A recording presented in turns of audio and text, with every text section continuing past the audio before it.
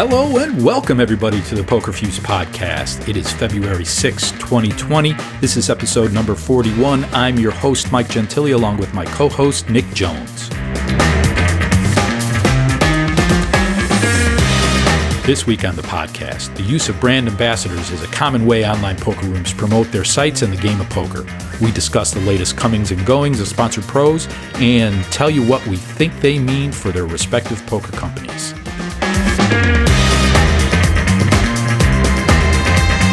There was a lot of extra value in the major online poker tournaments this past Sunday.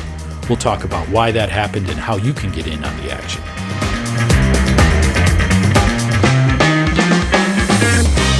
And finally, Party Poker has rolled out a new batch of updates to their online poker software. We go over the list of changes and highlight some of the new features.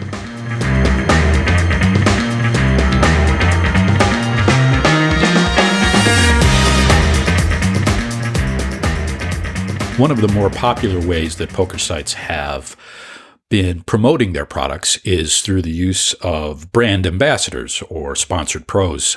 We did see a little bit of activity early on in the year, and we've seen a little bit more just recently with some poker rooms parting ways with some of their sponsored pros and others maybe not formally announcing, but indicating that they will be adding some. Nick, what do we know on this topic? Yeah, so kind of three pieces of news from the last 3 days, really. None of them like super big name people, but all pretty interesting for just kind of what they mean for the sites themselves. So we had the one perhaps less related to poker, but we can touch on briefly, is Magnus Carlsen, chess world champion, signing on as global brand ambassador for Unibet. And then we believe that Run It Once is going to announce their first ever ambassador soon. And then PokerStars has said goodbye to yet another ambassador themselves with Fatima de Mello, a 10-year plus veteran of the PokerStars roster, saying goodbye. So, yeah, not sure which of those three you want to start with. Well, why don't we start with the chess guy, Magnus, whatever his name is. I'm not familiar with him, but that has a connection, I guess, with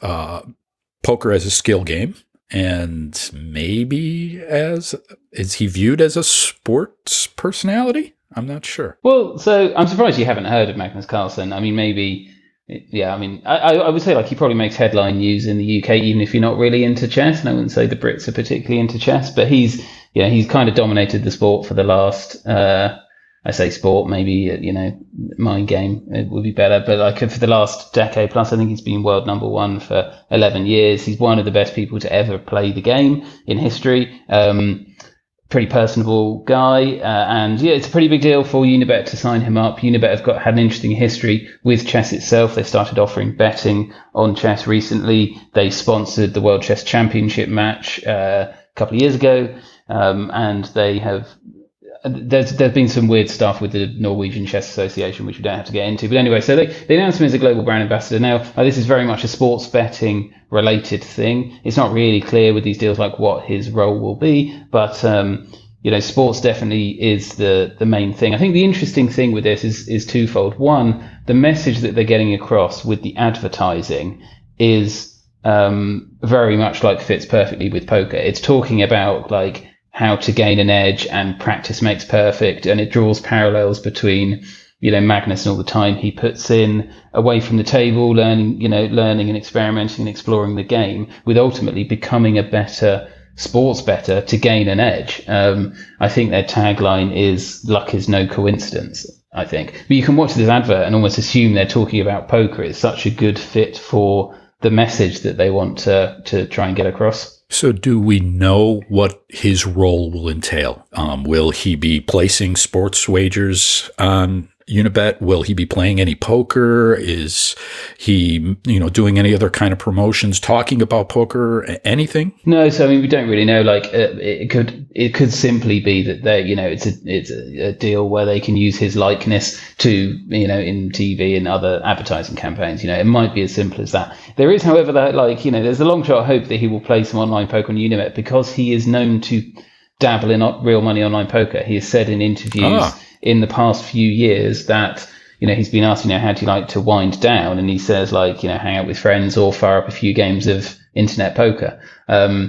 So, like this has not been discussed. Obviously, poker is a very small part of the Unibet portfolio. But given like the message they're trying to get across, getting him to a Unibet live event, I think would be a huge coup for them. I think it's a great marketing opportunity. And again, like if they ever started doing more kind of putting poker front and center to promote it and get players in to then maybe cross-sell them into the sportsbook. This will be a fantastic way to do it because, I mean, there's also great marketing crossover. So chess is huge in some markets which Unibet might do well with their poker client.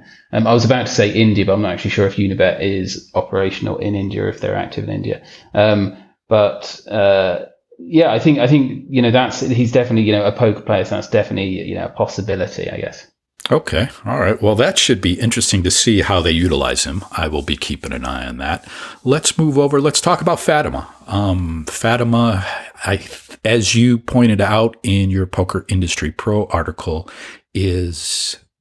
Oh, was that you or a nudge? No, it's a nudge, actually. Yeah, very good article. Okay. If you have access, do read that. It's a really good overview of her history and, PokerStars history. So it goes into a lot of detail there about kind of what this means for the company. Yeah, but she was the last of the traditional sports stars ambassadors at PokerStars, correct? Yeah, that's right. And if you don't have access to Pro, I did a long thread on this a couple of days ago. So if you search for me, Poker Pro Jones on Twitter, you can read a bit more of the history about that. But this is the thing with the Fatima is that it's not surprising at all. PokerStars has absolutely been saying goodbye to scores of their ambassadors. They've lost something like 14 in the last 12 months. It's definitely their strategy is cutting these back pretty aggressively, and Fatima is perhaps not, a name that people, would recognize, would know that well. She's been working with PokerStars, say, for a very long time, and she's been quite involved with a lot of promotions.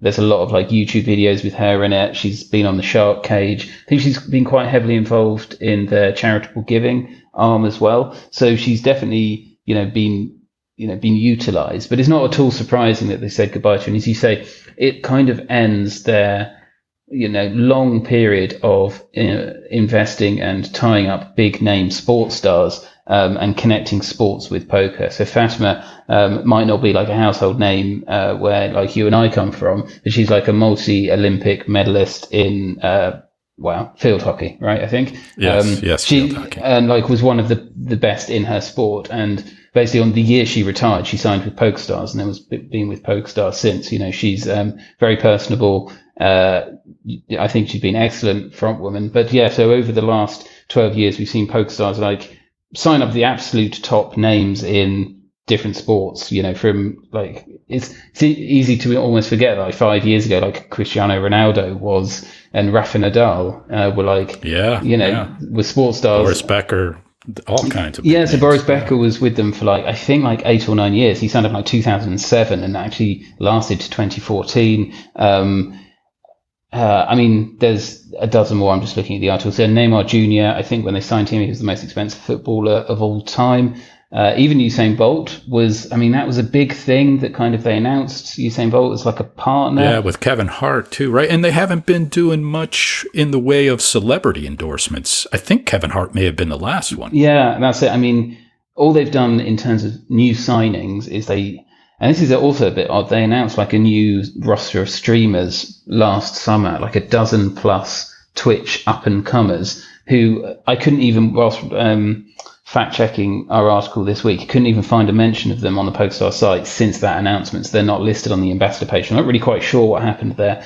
PokerStars still has like, a dozen or so people on their ranks. Probably Chris Moneymaker is their biggest name there now. But like it really, I don't know, the Fatima thing just really highlighted to me the end of this campaign to sign up, sports athletes and really connect the idea, like kind of like we were talking about the Magnus thing, connecting that, you put in the time off the field, away from the table, learning and practicing, and it's not a luck game, it's a skill game, just like a sports athlete is. That message is being prevalent, not just at PokerStars, but at other operators as well. And here's Unibet even trying to get that message across with sports betting, which is I think it's quite rare to see a sports operator going for that, like it's a skilled pastime type thing, because they're so, because you're playing against the house, generally they're pretty anti, encouraging sharps, on their sports books. It's interesting to see Unibet kind of take that tack. So like that's kind of the end of PokerStars with that message. They ended their sport. They had a team sports star roster which had up to like 5 or 6 people. That closed a couple of years ago because Fatima was ultimately the last one. Fatima was moved over to just their regular Team Pro roster. This is the last one in their ranks to say goodbye. Yeah, it's even more interesting to see them moving away from the sports star ambassador when you think about their business as a whole. Sports betting has risen to take up a big percentage of their overall business in iGaming. And I wonder if there are plans to leverage sports ambassadors going forward, or now that sports betting is such a large part of their overall business. Although that is true, I think that the reason it's large is through the acquisitions that they've both completed and are currently going through. So obviously the Sky Betting Gaming acquisition a couple of years ago, and soon the Flutter deal, which is going through, which is Paddy Power and Ladbrokes. Is that right? Yeah. They're going to have their own marketing departments for their sports, and I think although their strategy is multifaceted on how they're going to utilize the different sports assets, I think the ones that are being acquired, the Flutter ones are much larger and much better established. So maybe they're going to be utilizing that skill set and the deals that they have in place rather than looking to expand like the BetStars side of things. Yeah. Well, it'll be interesting nonetheless. And then to round out our ambassador talk, let's touch on Run It Once. So first of all, how if there has been no official announcement, how do we know that they're planning on signing a new ambassador? Yeah, so this was actually revealed on the Phil Galfond challenge, the big heads up challenge that site founder Phil Galfond is undergoing at the moment. The big was a 100, 200 or 200, 400 PLO heads up match, 25,000 hands. There's something like 8,000 hands in. Phil's down €500,000 or whatever. But I've been checking in on the live stream a bit, and I think it was Monday or Tuesday with. So Kevin Rabichow was the co-host with Joe Stapleton, who's been doing most of the hosting as a commentator on Twitch. And it was mentioned there, they kind of revealed it there on the stream, that Kevin Rabichow would be their first official Run It Once ambassador, which is interesting primarily because Run It Once kind of eschewed this strategy for the last year. So it's notable that they are kind of adjusting course and deciding to kind of sign up it's kind of a classic old school grinder pro as an ambassador. Right.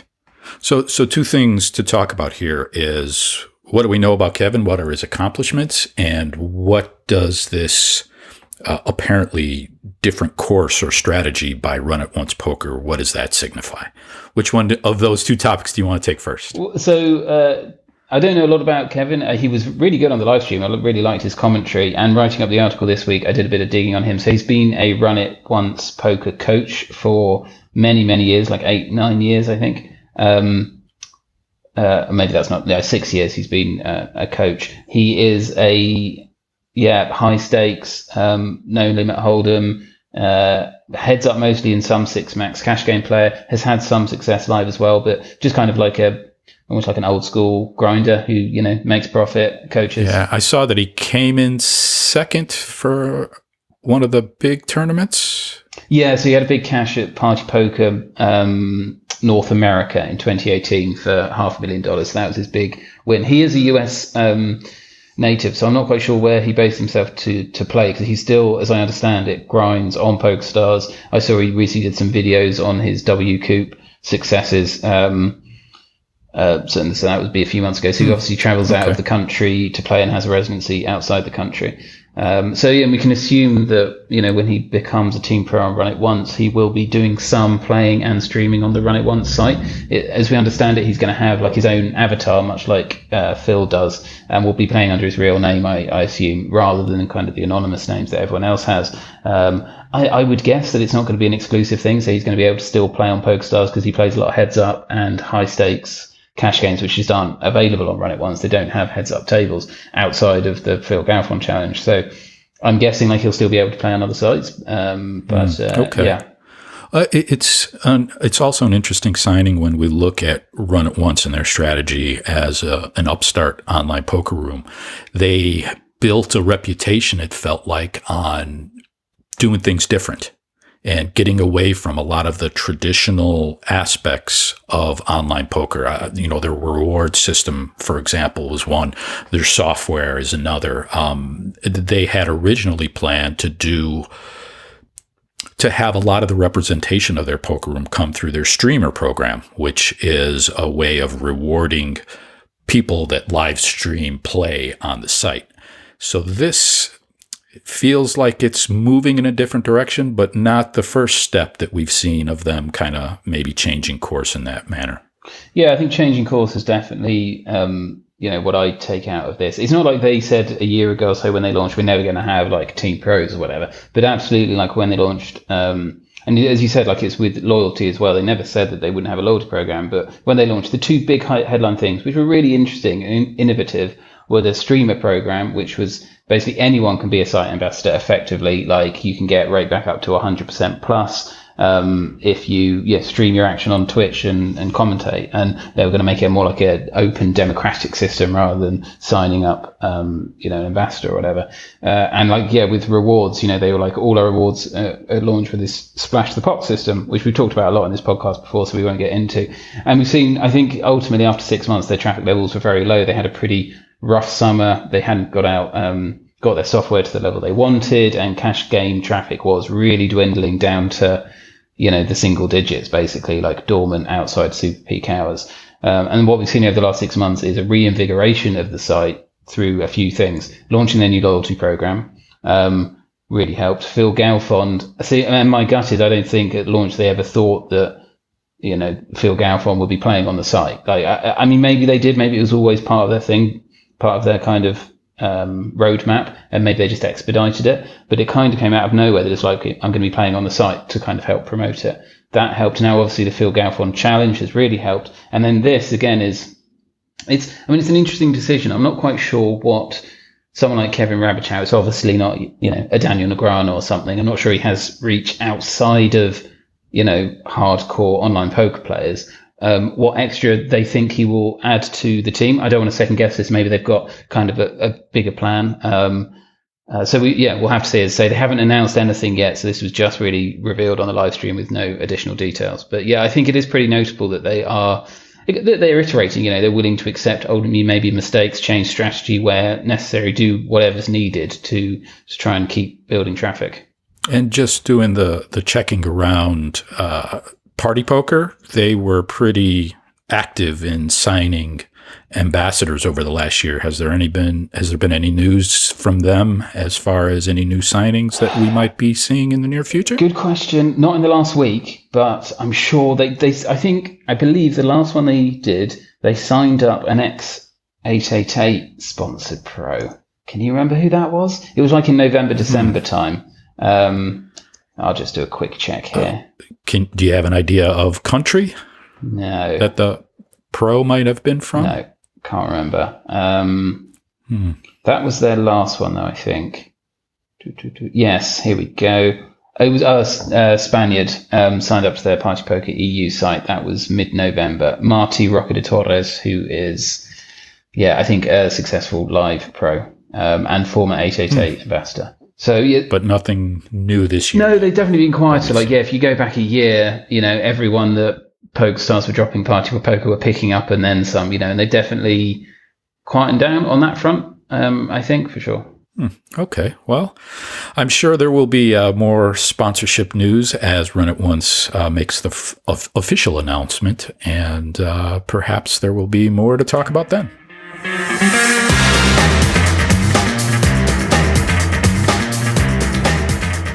We talked last week about some investment into the Sunday tournaments, particularly with GG Poker's new GG Masters, which is a new freeze-out $300,000 guaranteed Sunday that kind of goes up against the PokerStars 109 Sunday Million and the new Party Poker Sunday Million. And last Sunday, it was pretty notable for one thing, Mike. What happened?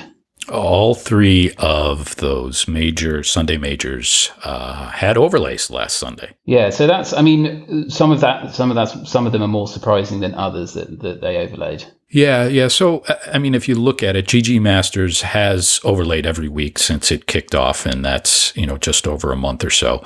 The Party Poker Millions has also been overlaying consistently. And the PokerStars Sunday Million, I guess, is the most notable of the three because it has not been consistently overlaying, even though since they made the change to the 109, they've been flirting. They've been around that line, so it's not too much of a surprise. But I think one of the more controversial reasons why some people might think this happened is because of coinciding with the Super Bowl. It was Super Bowl Sunday last Sunday. Yeah, and this is and our article up on Pro kind of has a little kind of wink to that, somewhat tongue in cheek, because I mean it doesn't seem to make too much sense really that the NFL would have such a massive impact on sites that are predominantly European focused. I mean, it's not a big event in Europe in most countries, and I mean Canada is going to have a fair amount of impact, but it's not a huge cohort of players on any of these sites, I would imagine. But it's notable that this first idea of the NFL having an impact first surfaced exactly 2 years ago on another very high-profile PokerStars tournament. Yeah, it was the anniversary edition. There was $10 million guaranteed, over $1 million overlay in that particular tournament. So it was $1.2 million overlay, the largest, I think, in online poker history. And it was on Super Bowl Sunday. So that's when things like first, people wondered if that what it was. Now, PokerStars at the time did dismiss that as a theory, and they said okay, we looked at our Canadian player base, and their turnout was just as high. We didn't see any dip on our game, so we don't think it was that. But it's pretty interesting to note that 2 years later on Super Bowl Sunday, and all three sites overlay. And as you say, PokerStars with their Sunday Million, it has flirted, and there have been two previous overlays in the last year since it switched to 109. But what's interesting is that last Sunday was probably the absolute peak of the annual season. I mean, end of January, beginning of February is generally the highest traffic point. So if all three are overlaying then, if it's not the NFL and a freak one-off, they are looking at a tough next 9 months of running these tournaments. So I did some digging around to try and understand what kind of popularity the Super Bowl has outside of the U.S. And I found some statistics, and one that really jumped out at me was the percentage of viewership outside the U.S. Care to take a guess what that might be? Also, everyone who watches it, how many of them are not in the U.S.? Right. Well, so if we're including Canada as outside US, which is, I don't know, you'll probably say this, China, it's massive or something, or Japan. I would say 20%. It's fully 1/3 of the audience is outside of the US. So while that's not huge, it definitely does speak to reach beyond the American borders. And I think with the rise, with the popularity, maybe not even the rise, but just the popularity of sports betting, I would have to imagine that people in other countries that may not regularly watch NFL are still going to be maybe tuning in because they placed a wager on the game. I mean, maybe. I would say, if you're in the UK and you just ask people in the street, or ask, my friends and family, not a single one of them would have known that it was the Super Bowl on the Sunday. They probably know what the Super Bowl is, but they wouldn't know it was then. They wouldn't know who was playing or what the result was. Absolutely. So the other thing interesting about this theory is that even if it was big, I'm not sure my default assumption is that's a bad time to run your tournament, because I think lots of people, unless you're going to big Super Bowl parties, people are going to be watching on TV and also playing some poker on their mobile phone, because ultimately Sunday's a good day because it's a big football day, and I think this is why my sports knowledge is absolutely atrocious. I think Sunday's a pretty big football day, but I would just assume people are in there on their phones placing bets and playing a bit of poker. So if anything, I would think a big sporting event might be good for poker turnout, over Yeah, and that's, I think, the difference between Super Bowl and regular Sunday football games in the NFL is Super Bowl is more of a party atmosphere. People gather in groups and watch it. They go out to parties. They go to bars. Yeah. I don't know. Yeah, it's going to be impossible to pinpoint, but I do think that there's at least some impact, and maybe it's just coincidence, but well, I mean, I think the main takeaway here is twofold. If you're a player, Sundays right now are in perhaps the most value rich time to be playing tournaments. I mean, you can't guarantee the PokerStars Sunday Million is going to be overlaying, and I think they are definitely sensitive to these overlays. So we will say like their overlay was small enough that they still made a profit with their fee. They still made like 70 grand profit. So it's just that it didn't completely cover with their fee. It's 15 grand under or something. Like if that happens frequently, they will switch in more PKOs, they will change the format. But I mean, there was value there on Sunday. The Party Poker Million, so in Anaj's excellent article on Pro that went up today, he called it probably the most plus EV tournament for players there's ever been in online poker. I mean, we're talking, there's been over $1 million in overlay in the 11 times it's run. Wow. You are guaranteed like a 10% overlay every week, effectively. Which is huge, and they seem to be willing to continue this for the foreseeable. The GG poke thing, again, it's almost like they're engineering it to make sure that there's an overlay. They did their best yet last Sunday. I think there was, just look at these numbers, there was a 30 grand overlay. That's still 10% though. So that's still great value for everyone who entered that tournament. They made a loss even once they put all their fee into the event, and it's been like that every week. And honestly, as we saw before, after the first week, they had a 10% overlay, and then they upped the guarantee to 300 grand to basically ensure that it keeps overlaying. And they're locked into doing this for the rest of the year because they've got a leaderboard. So, if you're an MTT player, but you're not really fussed about grinding the Sunday tournaments, I mean, operators are just giving away money right now. So you should definitely hop on that. Well, what was the other thing, Nick? And the other thing is, from the industry perspective, it'll just be interesting to see how this year unfolds, particularly with the PokerStars Sunday Million, what else they might do to try and get people in seats, because, traffic-wise, beyond the NFL factor, this is one of the highest traffic times of the year. They're going to go into dark days of summer. The Party Poker Million in particular is going to go into dark days of summer. I can't imagine they can keep affording to put that on every week. So it'll be interesting to see how these change and evolve over the next few months.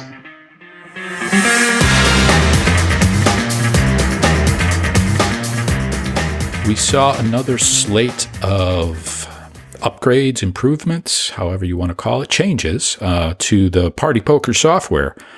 Just recently, this month, they've implemented a number of new features, and this keeps in line with them innovating on their software for well over a year now. They've made periodic updates.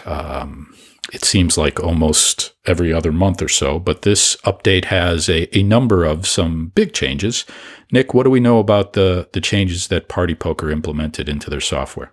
Yeah, so I think we've said this before on this podcast. It's so hard to keep up with all Party Poker's changes because they're so frequent, and a lot of the conduit of the information can come out on Twitter, often through Rob Young on Twitter, and some things get announced and then get changed or pushed back, and I think they even struggle keeping up with it this time. So article that went up this week on Pro, and I think, Mike, we republished it on PokerViews as well this week. Is that correct? Yep. So, check that out on PokerViews as well. That kind of breaks down all their changes that we think they've done over the last month, and a couple of things that we expect them to do. So some of them include, and we'll touch on a couple of these, but they have, we think, now launched the King of the Hill system at Heads Up Tables. They've updated their terms and conditions on third-party tools, banning some more software that they're calling queuing software, which we can explore a bit. And they've expanded their real name policy, which is something that they've done in the past, dialed back, and seem to be now making mandatory at some tables. And they've also once again reignited this conversation about Face ID at the tables, which I'm somewhat dubious about the practicalities of. But we can dive into some or any of them, Mike. What do you fancy? Yeah, let's talk about the real names. So we know that Rob Young had, I believe, talked about it for the first time on this podcast. Is that correct? Well, in fact, yeah, astute listeners who been with us since the beginning really might remember that most of the things we're about to talk about here were first talked about by Rob and Tom Waters, head of poker at Party Poker, exclusively on this podcast 7 months ago, and that does go to show about how much they're thinking ahead in the future and the things that they want to do, and sometimes maybe talking a little bit too loosely about when something's going to come because they've got excited about a new feature or that kind of thing, and also something they've done and dialed back in changing. But you're absolutely right. So the which one? Real names of the tables. That was it. Yeah. So what they said 7 months ago is we want to do these real names at the tables. One thing somewhere where it absolutely makes sense is with online portions of live events, so online satellites or online day ones to ultimately something that filters through to a live day two. They should all have real names on because ultimately they will be real people. It doesn't, when you get to the tournament, so you should know who they are at the start, and that starts online.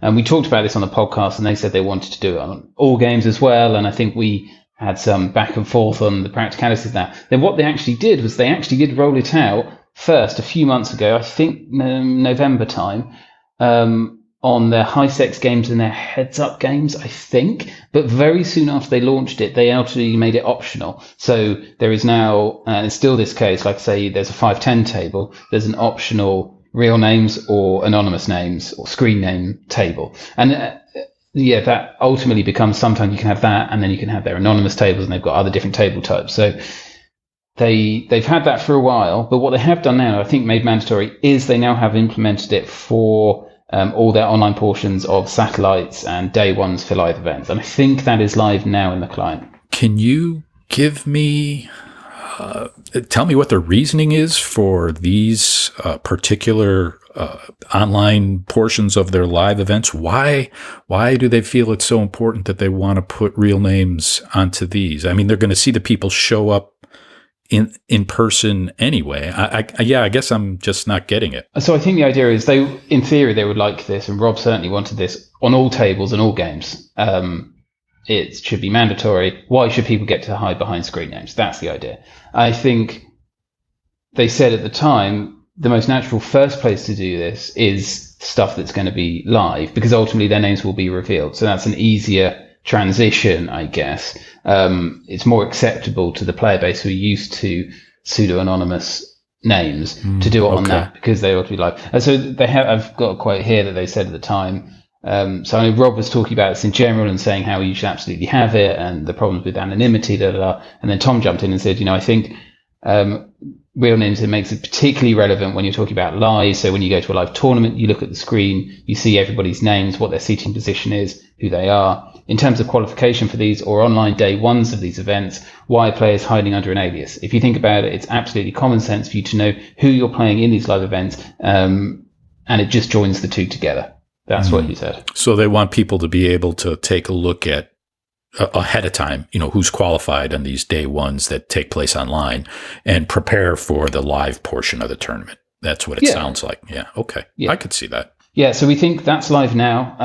Their King of the Hill system is live as well. So, I mean, won't get into this too much, but it's basically just a system to try and get more people to play heads-up tables. So it prevents you camping at a heads-up table. If you're sat at a heads-up table waiting for someone to play, someone sits and plays you have to play them or you get kicked off. Traditionally, you could just sit out indefinitely until they leave and then hope for a weaker opposition to come along. King of the Hill was first introduced by PokerStars a few years ago. I think they invented the system at the term. I could be wrong about that. They definitely popularized it. I want to say 2006. They actually ultimately, I don't think it worked. It didn't ultimately generate loads of, reg on reg heads up battles for these tables. And they ultimately switched off all traditional heads up games entirely. And a couple of years ago, they just switched to Zoom only for heads up. That was the end of the King of the Hill experiment, as I understand it. Party Poker have now got a King of the Hill experiment. So there's a limited number of tables at, let's say, 5-10. And if you want one, then you might have to sit and play a reg until that reg wants to leave, and then you are king of that hill and get the table. So listeners may not know, but Nick, both you and I, back in the day, played heads up. And I'm curious, has there been any feedback from heads-up players to which they prefer, the fast fold zoom approach that PokerStars took, or perhaps King of the Hill? I genuinely don't know. There's a lot less chatter around heads up today. I think a lot fewer people do it than they did before. It used to be you go into the PokerStars lobby and there'd be like 40 heads up tables at 1, 2, 50, even more. And there's just a lot of people sitting waiting for a weak opposition to come along. I think that just world has ended now. I'm not saying there aren't heads up pros, but I'm not quite sure how the Zoom has been received. I mean, ultimately, I don't think it matters. PokerStars would have done it anyway. King of the Hill, again, when you speak to people where they like King of the Hill, if they think they're one of the best in the game, they think it's awesome because they get to play weak regs or get to dominate the table, and then when a weak recreational comes along, they get them. And if you're a somewhat weaker reg who doesn't have perhaps the bankroll to be doing battles, you might have just lost your entire opportunity to play those games, and that's obviously negative. So it's hard to get really opinions from people who aren't immediately invested into how it impacts their bottom line, because it will be it will be dramatic. I think, as you say, when we used to play, it would have very much mattered at what point in my career it would have been good or bad. Depending if I was deeply rolled, it would have been awesome because I knew that even if I was slightly weaker, I could just outlast them at the table, the regs, until they moved on. Starting out, it would have made it impossible. Yeah. Interesting development. All right, what else is going on over at Party? There was a whole bunch of updates. I saw they've implemented Run It twice. Yeah, they have. Yes, well, I remember that was a few weeks ago now. They added Run It twice. One of those things that you're surprised they didn't have before, I suppose, just because I kind of think it's ubiquitous, but it's probably not, actually. I know like PokerStars and GG has Run It thrice, I think. So yeah, they've added Run It twice, so everyone likes that. They've got a new fast forward lobby that was fairly recent, so now it's a blind lobby. They've upgraded their mobile client. So we talked about the mobile client a few months ago, quite a big upgrade, but it was just for their spins games. They've now added fast forward games to the portrait view. So that's a big step forward in their progress towards that.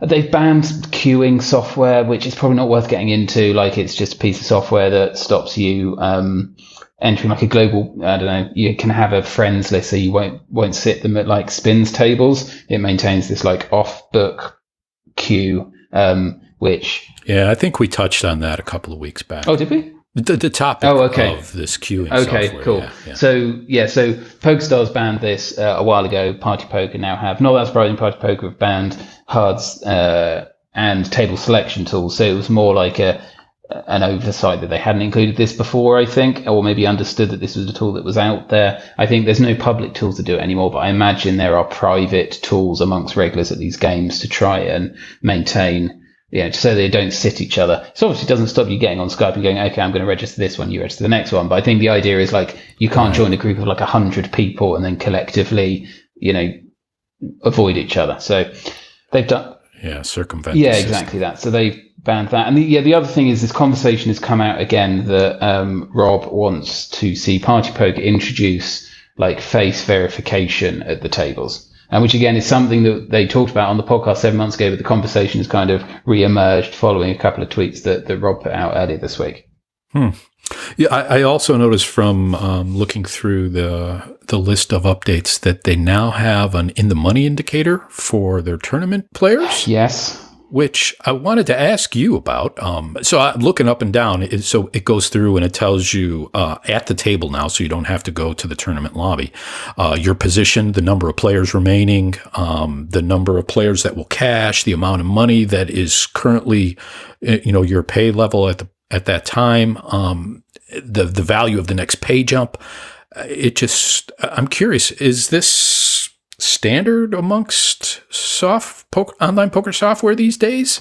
It seems like it would be very valuable for a tournament player to have right there at the table while they're playing. Yeah, I mean, I'd say that's pretty standard now. I mean, if it's, it's obviously standard that it's in the tournament lobby, so it's just moving that information to a more present position. Right. I mean, definitely, that information is available. I'm not quite sure which sites make it the most obvious at the table, but we see more moves like, so MPN, one of their last big updates, they introduced not just like, in the money indicator, but they introduced like ICM calculations, or I can't remember what it was. Oh, right. It was, I remember something about that. Yeah, it was some value that was in Barry Carter's satellite book, wasn't it? Like they introduced some metric about how well you're doing, your stack equity or something like that. Right. Yeah. And they had it in, so we've definitely seen, moves towards that. And PokerStars has got in their lobby, they've got a cool, like, your chip progress throughout the tournament. You can click on anyone and see how they've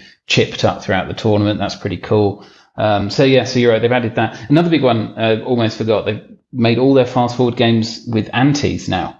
That happened this week. And there's probably half a dozen other things that they've done in the last month that I haven't mentioned. As I say, very hard to keep up with. Constantly evolving product. I mean, awesome to see the investment. Would love if they just sent us, a daily, this is what we've done now email, but can't complain, just making us do our jobs, that's fine.